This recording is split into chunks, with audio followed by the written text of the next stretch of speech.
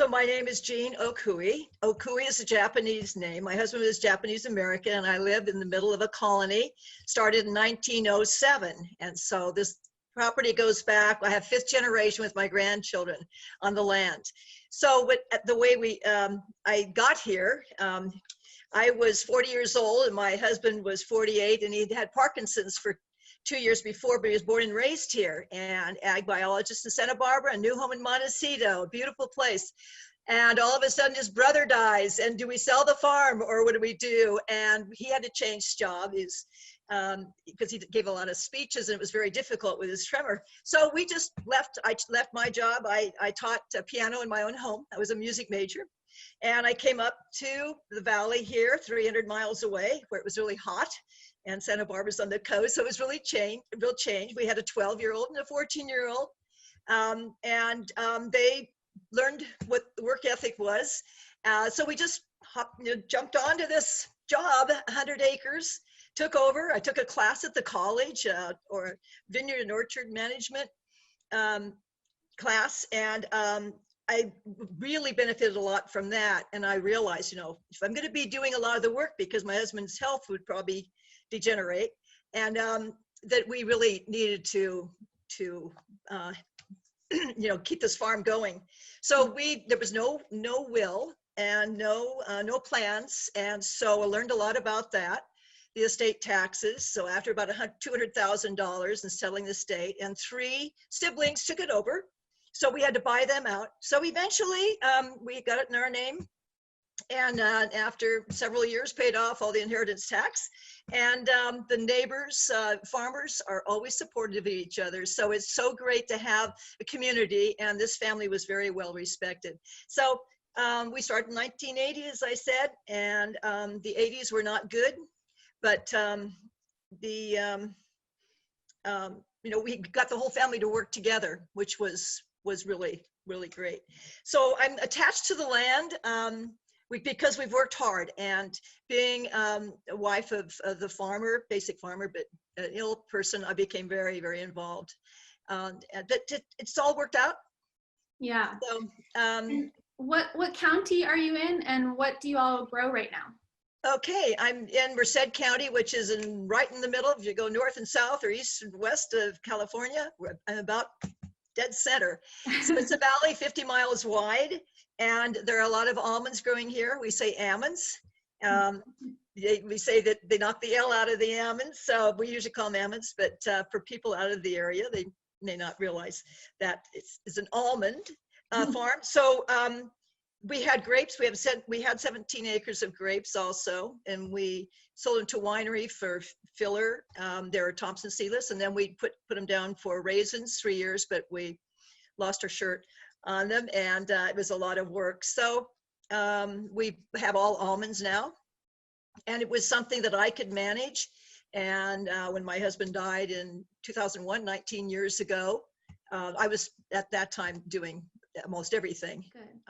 And you talked about this a little bit, but wondering if you can say a little bit more about your experience as a woman, and how that your experience of your gender might have come up in your role on your land or in your work in agriculture more broadly. Yeah, there was another woman in my area whose husband, and she had almonds and sweet potatoes, and she decided she would be responsible for the almonds. And I watched her, and when it was really bad farming in the 80s, we had a very small crop one year, and she had quite a large crop. So I was watching what she was doing, and she put on like 16 pounds of potassium, I think, per tree. It was amazing. But we used manure then in 1980s. Now we use compost. So I talked to her a lot. I went to the farm supply locally, and we're in a co-op, and I got involved with that. I just felt it's really important if I'm going to be the main person farming. But I was the only woman along with this other woman. Everybody else, they were all men. And then I joined the Farm Bureau, and 95 years, they'd never had a woman president, and I became president of the Farm Bureau here in Merced County. And I'm only one on the board still. We have 27 members. I'm the only woman. We have to get more women on these boards. So, And then I was on the local co-op board too.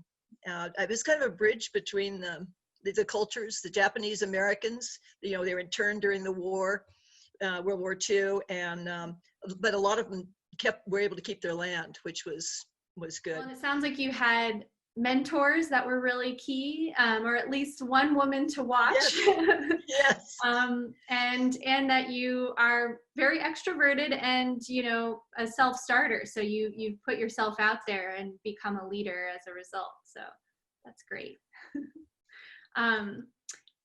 Curious if you can speak specifically to what strength you draw from other women in agriculture, maybe that specific woman that you initially kind of watched for mentorship, or if there's others that you've been inspired by over the years. I think women multitask well, and I think that we have a real strength there. And I've gotten strength from other women. The California Women for Ag, I've been involved with that.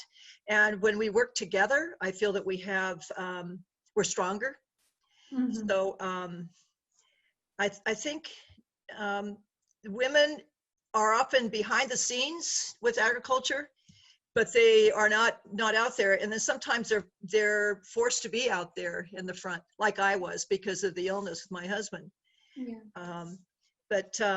It's I think overall the women that I've met are versatile, and they will stick with it and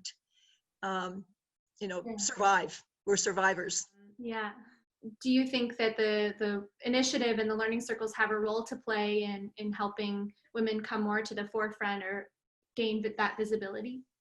Very much so. Very much so. Yes, I think that we need to give women the opportunity, realize that they can do it, because often they are subservient. They're behind the scenes with the men taking the lead. But it's so important that we do work together and we educate each other and support each other. I'm working right now with a farmer, the family farm. Her husband is in Silicon Valley, so they live over there, but she's trying to get the farm back, and we're doing carbon farm plan on her property through the Resource Conservation District. And she's just really excited to have other women that, I don't know, it seems like we understand each other, woman to woman. And it's, we really respect each other, and we kind of lean on each other for strength. Yeah. That's great. So it's really important. I think this is a wonderful opportunity that the American Farmland Trust is giving people. How do you think participating in a learning circle or our Women for Land programming broadly can help women find their voice as advocates in agriculture, kind of going beyond what they do on their own land? What do you see as some opportunities to help build women's leadership? Well, I think the modeling, if you have these people together and then they see others, it's like a support group.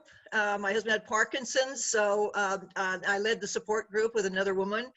Both of our husbands had Parkinson's disease, but so you realized you're not the only one out there, and a lot of women that are not active all of a sudden become active.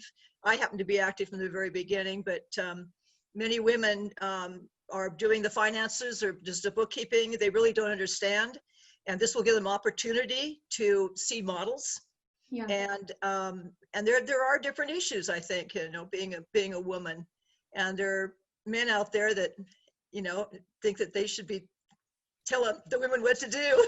So it's nice to have that support. What would you say to other women that are considering joining a learning circle, knowing that there's all sorts of, things competing with farmers' time, and like you said, women are multitasking constantly. So curious, if you can speak to what might encourage you to attend a learning circle, or, what you would say to others that are considering it.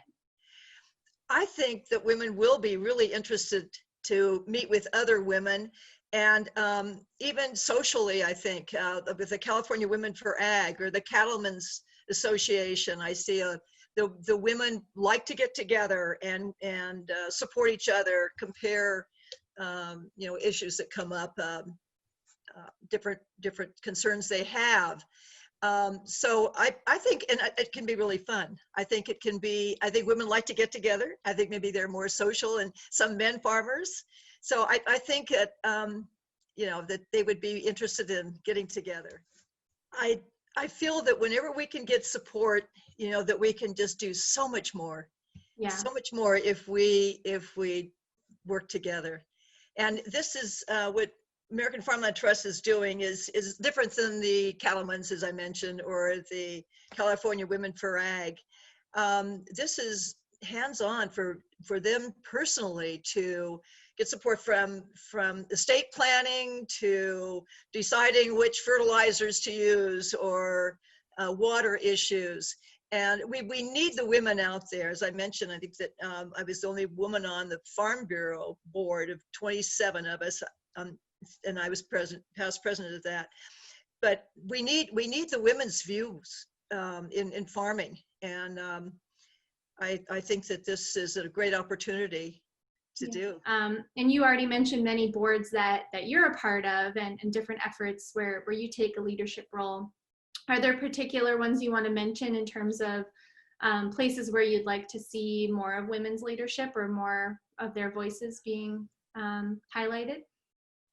Well, I'm very involved with the Resource Conservation District. I'm also a charter member of Valley Land Alliance. It's to educate to save farmland. So we work with issues of urbanization, which American Farmland Trust is very concerned about. In our valley, we're close to the Bay Area, and it's a lot cheaper to live here. So there's a pressure to have the farmland sold. So I think, if you can get into reaching the policymakers, because they're the ones that make the decisions, be active in the counties, the cities, local government, get on boards, the city council. Some people have said, I should run for supervisor or something, but you really need to start out young. And one of the problems is the women are raising children when they're young and supporting their husband, and then it's often the case. But we need the women leaders. We really need the women leaders.